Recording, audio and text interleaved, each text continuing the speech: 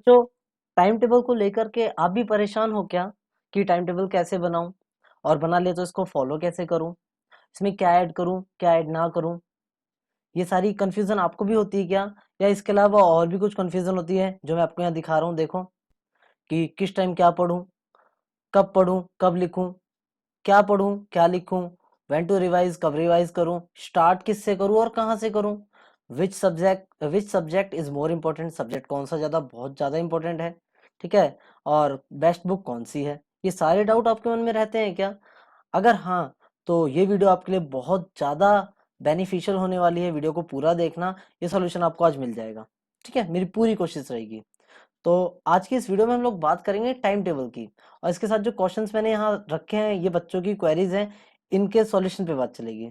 Time table कैसे बनाना है, क्या करना है। बेटा टाइम टेबल बनाने से पहले ना आपको कुछ बातों को ध्यान रखना पड़ेगा, उसी के अकॉर्डिंग आपको टाइम टेबल बनाना होगा। ठीक है, सबसे पहला जो पॉइंट है, डिवाइड योर टाइम। अपने टाइम को डिवाइड करो, मतलब टाइम को कैटेगराइज करो। कैसे कैटेगराइज करो? बेसिकली आपके पास या हर किसी के पास तीन तरह के टाइम होते हैं। एक वो टाइम जिसमें वो इतने बिजी होते हैं कि वो कुछ नहीं कर सकते, ठीक है, और एक वो टाइम जिसमें वो इतने फ्री होते हैं कि कुछ करना नहीं चाहते हैं। क्योंकि जब हम ज्यादा फ्री हो जाते हैं ना तो हम आलसी हो जाते हैं, तो हम कुछ करते नहीं है। तो एक टाइम वो होता है जिसमें हम थोड़े फ्री होते हैं, थोड़े बिजी होते हैं, मीन्स उसमें गुंजाइश होती है कि हम कुछ भी कर सकते हैं, कुछ भी और हम ऐड ऑन कर सकते हैं। ठीक है, तो आपको खुद से उस टाइम को कैटेगराइज करना होगा, और ये आपको पता है कि आपका कौन सा टाइम है जो बहुत ज्यादा बिजी रहने वाला टाइम है, कौन सा टाइम है जिसमें आप फ्री हैं। ठीक है, उसके बाद डिवाइड योर सब्जेक्ट्स। अपने सब्जेक्ट्स को भी आपको डिवाइड करना पड़ेगा। सब्जेक्ट को डिवाइड करने से पहले आपको दो बातें ध्यान रखनी पड़ेंगी। आपको दो तरह के सब्जेक्ट है जो आपको पढ़ने ही पड़ेंगे, दो सब्जेक्ट ऐसे जो पढ़ने पड़ेंगे। कौन से? एक वो जो आपको बहुत अच्छे से आता है, और एक वो सब्जेक्ट जो आपको बिल्कुल नहीं आता है। उसके पीछे रीजन क्या है?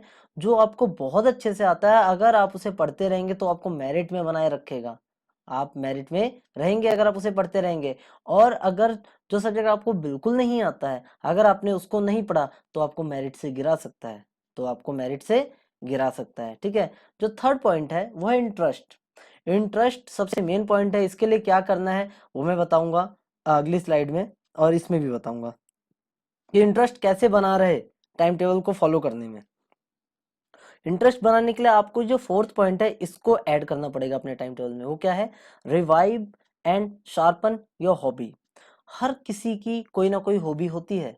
किसी को सिंगिंग का शौक होता है, किसी को डांसिंग का शौक होता है, किसी को पबजी का शौक होता है, ठीक है ना, किसी को आउटडोर गेम्स खेलने का शौक होता है, किसी को चेस का शौक होता है। ठीक है, तो अपने जो शौक है, जो आपकी हॉबी है, जो आपकी आदतें हैं, उसको रिवाइव करो। अगर आपने छोड़ दिया तो 12th में आने के बाद या ग्रेजुएशन में आने का दिया, एसएससी की प्रिपरेशन के टाइम पे, ठीक है, उसके बाद उसको शार्पन करो। लाइक अगर आपको मन करता है गिटार प्ले करने का तो गिटार को प्ले करें, अपने टाइम टेबल में ऐड करें कि मुझे minimum 5 to 10 minutes guitar play करना है, मुझे 5 to 10 मिनट्स या 30 मिनट्स मुझे पबजी खेलनी है, ताकि आपका इंटरेस्ट बना रहे। क्योंकि अगर आपने फोर्थ पॉइंट नहीं ऐड किया ना तो आपके जो ऊपर के जो तीनों पॉइंट है वो सारे के सारे फेल हो जाएंगे, टाइम टेबल फेल हो जाएगा, बनाने का कोई फायदा नहीं होगा। ठीक है, तो सबसे मेन पॉइंट है, देखो मैंने इसको अंडरलाइन भी किया है, प्लस मैंने इसको रेड कलर से भी लिखा है कि रिवाइव करें एंड शार्पन योर हॉबी, और उसको ऐड करें अपने टाइम टेबल में, उसको अपने टाइम टेबल में ऐड करें। वो कैसे ऐड करना है वो आपको देखना है, वो आपको पूरा स्टडी करने के बाद उसको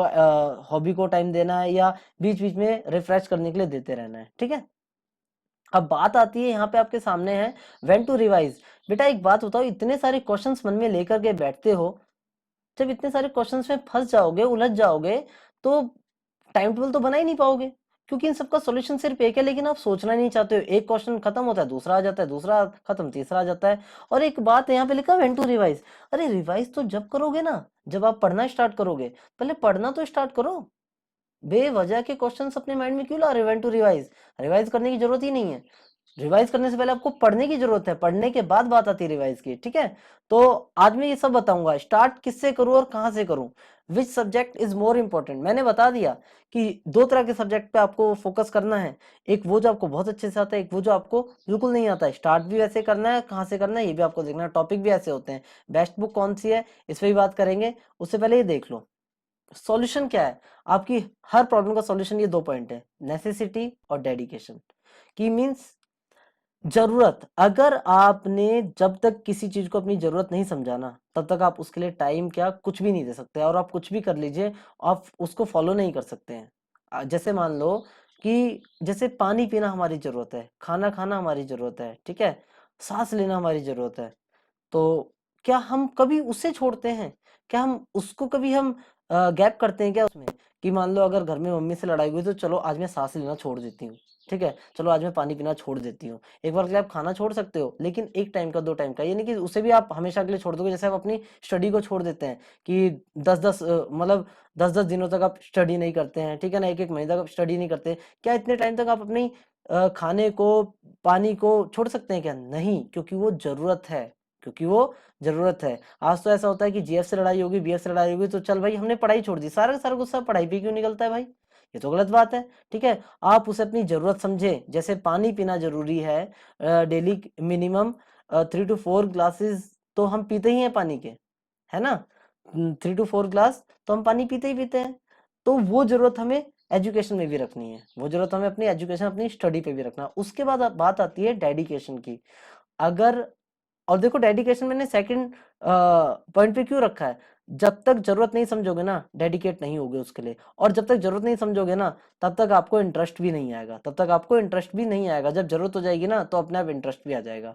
जैसे मान लो कि आपको जरूरत आई कि अब मेरे को हेल्थ बनानी है, बॉडी बनानी है, तो आप अपने आप ग्रीन लीफी वेजिटेबल्स खाएंगे, आप नॉर्मल जो बॉइल्ड होती हैं चीजें आप वो खाएंगे, बजाय मसालों से कुक्ड वगैरह चीजें खाने के, जबकि उसमें आपको कोई मतलब मजा नहीं आएगा, लेकिन फिर भी खाएंगे, क्यों? क्योंकि वो जरूरत है, और जरूरत है तो इंटरेस्ट अपने आप आ गया। उसके बाद बात आती है डेडिकेशन की। इसके लिए मैं आपको सिर्फ एक ही एग्जांपल दूंगा, एकलव्य का नाम आप सभी ने सुना होगा।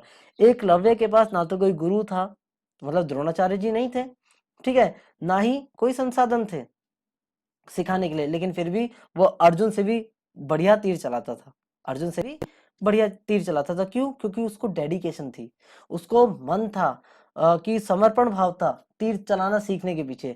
तो जरूरत भी थी क्योंकि मुझे सीखना है, तो डेडिकेशन अगर होगी तो सब कुछ अच्छा होगा, डेडिकेशन अगर होगी तो सब कुछ अच्छा होगा। तो यही बात है, मैं आपको फिर से कह रहा हूँ बेटा, बेस्ट बुक कौन सी है? सभी बुक अच्छी है, पहले पढ़ना तो शुरू करो। बेस्ट बुक, किसी चीज को बेस्ट का जो दर्जा मिलता है ना, वो एक टाइम आने के बाद मिलता है कि ये इंसान बेस्ट है, उसको जानने के बाद मिलता है। आपने बुक को पढ़ा ही नहीं, बिना बुक को पढ़े आप कैसे बोल देंगे बेस्ट बुक है कि नहीं है? आप एक बार उसको रीड तो करो, क्या पता वो बहुत बेस्ट निकल जाए आपके लिए। और सब्जेक्ट के लिए मैंने बता दिया, रिवाइज जब करोगे जब आप पढ़ोगे, रिवाइज जब करोगे जब आप पढ़ोगे। और टाइम टेबल के मैंने आपको 4 पॉइंट्स बता दिए, सबसे पहले टाइम को डिवाइड करें, फिर सब्जेक्ट्स को डिवाइड करें, इंटरेस्ट के लिए मैंने बता दिया नेसेसिटी होगी तो सब कुछ सही हो जाएगा।